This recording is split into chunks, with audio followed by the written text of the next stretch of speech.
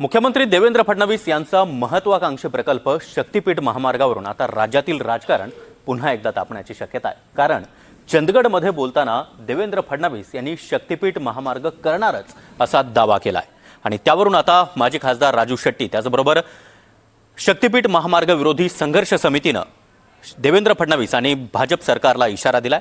नेमकं देवेंद्र फडणवीसांनी चंदगडमध्ये काय म्हटलं आणि त्यानंतर विरोधकांनी अर्थात राजू शेट्टी आणि शक्तीपीठ महामार्ग विरोधी संघर्ष समितीने फडणवीसांना काय म्हटलंय पाहूयात त्या संदर्भातला हा एक रिपोर्ट। शक्तीपीठ महामार्गावरून वातावरण पुन्हा तापणार।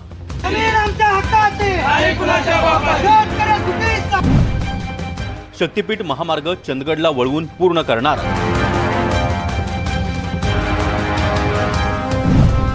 मुख्यमंत्री फडणवीसांची चंदगडमध्ये मोठी घोषणा। फडणवीसांचं स्वप्न दिवा स्वप्न ठरणार, राजू शेट्टींचा इशारा। जनतेच्या समर्थनामुळे शक्तीपीठ महामार्ग चंदगड तालुक्यातून वळवलाय आणि तो कोणत्याही परिस्थितीत मार्गी लागणार अशी घोषणा मुख्यमंत्री देवेंद्र फडणवीसांनी चंदगडमध्ये केली आहे। फडणवीस रविवारी कोल्हापूर जिल्ह्यातल्या चंदगड तालुक्यात भाजप उमेदवारांच्या प्रचारासाठी आयोजित केलेल्या सभेत बोलत होते। यावेळी बोलताना त्यांनी शक्तीपीठ महामार्गाच्या मुद्द्याला हात घालत शक्तीपीठ महामार्ग पूर्ण करणार असं सूतोवाच केलाय। या ठिकाणी लॉजिस्टिक पार्क, MIDC देऊन उद्योग उभारणार, तसंच आमदार शिवाजी पाटील यांच्या संकल्पनेतील पर्यटन हब तयार करण्यासाठी प्रयत्न करू असं आश्वासनही फडणवीसांनी दिलंय। आम्ही दुसरीकडे असलेला शक्तीपीठ महामार्ग चंदगडकडे वळवला आणि आता चंदगडवाले गोव्यापर्यंत काही मिनिटातच पोहोचणार आहेत।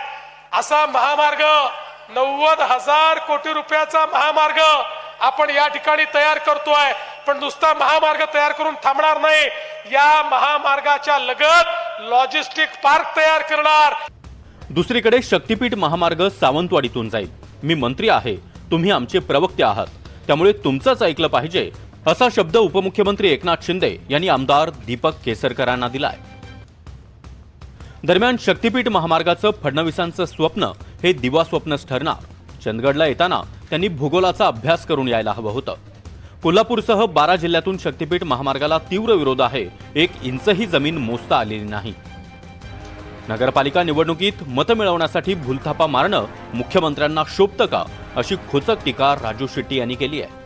तर कोल्हापूरच्या आंदोलनाची चव मुख्यमंत्र्यांनी घेतलेली नाही। मुख्यमंत्र्यांचा महामार्ग रेटण्याचा प्रयत्न हाणून पाडणार असा इशारा शक्तीपीठ महामार्ग विरोधी संघर्ष समितीच्या गिरीश पोंडे यांनी दिलाय। शक्तीपीठ महामार्ग चंदगडवरून नेणार अशा प्रकारचं वक्तव्य काल चंदगड नगर परिषदेच्या निवडणुकीच्या प्रचाराच्या निमित्तानं मुख्यमंत्री देवेंद्र फडणवीस यांनी केलेलं आहे। काही करून गोव्याला शक्तीपीठ महामार्ग जोडायचाच असा त्यांचा अट्टहास आहे, परंतु ते दिवा स्वप्नच ठरणार आहे। खरं तर मुख्यमंत्र्यांनी चंदगडला येत असताना थोडासा भूगोलचा अभ्यास करून यायला पाहिजे होतं।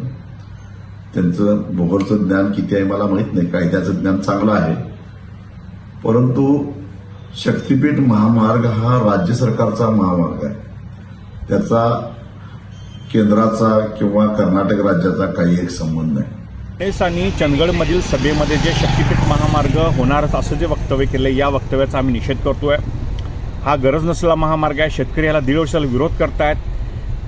हरकती शेतकऱ्यांनी ज्या नोंदवलेल्या आहेत त्याही फडणवीस उघडपणे सांगत नाही आहेत। असं असताना फडणवीसांनी गेले 4 महिने रेटून मोजणी करण्याचा प्रयत्न केला, हा देखील प्रयत्न 99% गावांमध्ये ओढून लावलेला आहे। या सगळ्या पार्श्वभूमीवरती केवळ निवडणुकीमध्ये यायचं, शेतकरी महामार्ग करू देत नाहीत, पण कंत्राटदार जे आहेत त्यांना झुलवत ठेवण्यासाठी असं वक्तव्य करतायत।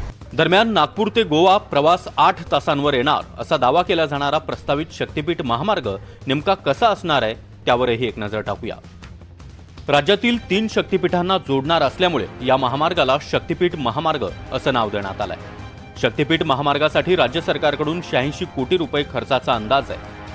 पुढील वर्षी या महामार्गाच्या कामाचा शुभारंभ प्रस्तावित आहे। 5 वर्षात काम पूर्ण करण्याचं टार्गेट आहे। नागपूर ते गोवा प्रवासासाठी सध्या 18 तासांचा कालावधी लागतो। शक्तीपीठ महामार्ग निर्मितीनंतर हे अंतर 8 तासांवर येणार असा दावा केला जातोय। राज्यातील सर्वात लांब अशा सुपर एक्सप्रेसवेसाठी 8,000 हेक्टर जमीन संपादित केली जाणार आहे. वर्धा, यवतमाळ, हिंगोली, नांदेड, परभणी, बीड, लातूर, धाराशिव, सोलापूर, सांगली, कोल्हापूर, सिंधुदुर्ग या 12 जिल्ह्यांमधून हा महामार्ग जाणार आहे. शक्तीपीठ महामार्ग 6 पदरी असेल. महामार्गावर 26 ठिकाणांवर इंटरचेंज, 48 मोठे पूल, 30 बोगदे आणि 8 रेल्वे क्रॉसिंग असतील. दरम्यान कोल्हापुरातून शक्तीपीठ महामार्गाला विरोध पाहायला मिळतोय. विशेषतः कागल आणि गडहिंग्लज या तालुक्यात विरोधाची धार अधिक तीव्र आहे. त्यामुळे विरोध असलेल्या भागाऐवजी आमच्या भागातून शक्तीपीठ महामार्ग न्या अशी मागणी करत चंदगड आणि गडहिंग्लज तालुक्यात शक्तीपीठ महामार्गाच्या समर्थनार्थ मोर्चे निघाले होते आणि या मोर्चाचं नेतृत्व भाजपचे आमदार शिवाजी पाटील यांनी केलं होतं. दरम्यान शक्तीपीठ महामार्गाचं सध्याचं स्टेटस पाहायचं झालं तर नागपूर गोवा शक्तीपीठ महामार्गातून कोल्हापूर जिल्ह्याला तात्पुरतं वगळण्यात आलंय. 15 ऑक्टोबर 2024 रोजी राज्य सरकारनं याबाबत अधिसूचना जारी केली आहे. शेतकऱ्यांच्या भावनांचा आदर ठेवत प्रकाश आबिटकर आणि हसन मुश्रीफ यांनी विरोध केल्यानं हा निर्णय स्थगित झालाय. भविष्यात मात्र फेरविचाराची शक्यता कायम आहे. विदर्भ आणि मराठवाड्यातील अनेक जिल्ह्यात जमिनींची मोजणी होतीये आणि अधिग्रहणालाही सुरुवात झाली आहे. या महामार्गासाठी 20,787 कोटी रुपयांच्या निधीची प्रशासकीय मान्यता आहे. हा निधी कोल्हापूरला गृहीत धरूनच मंजूर करण्यात आलाय. सरकारचा या महामार्गातून विकास आणि पर्यटन वाढवण्याचा दावा आहे.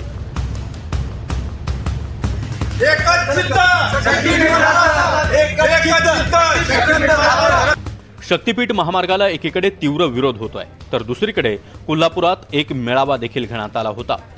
खासदार धनंजय महाडिक, आमदार राजेश क्षीरसागर आणि आमदार गोपीचंद पडळकर यांच्या नेतृत्वात हा मेळावा झाला. गडहिंग्लजमध्ये आमदार शिवाजी पाटील यांच्या नेतृत्वात शक्तीपीठ महामार्गाच्या समर्थनार्थ मोठं आंदोलन झालं. दुसरीकडे शक्तीपीठ महामार्ग विरोधी संघर्ष समिती आणि राजू शेट्टींसह अनेक नेत्यांनी या महामार्गाला मोठा विरोध दर्शवलाय. आता देवेंद्र फडणवीसांनी नगरपालिका निवडणूक प्रचारात हा मुद्दा मांडल्यानं राजकारण अजूनच तापण्याची शक्यता आहे. विशाल पुजारी, NDTV मराठी, कोल्हापूर.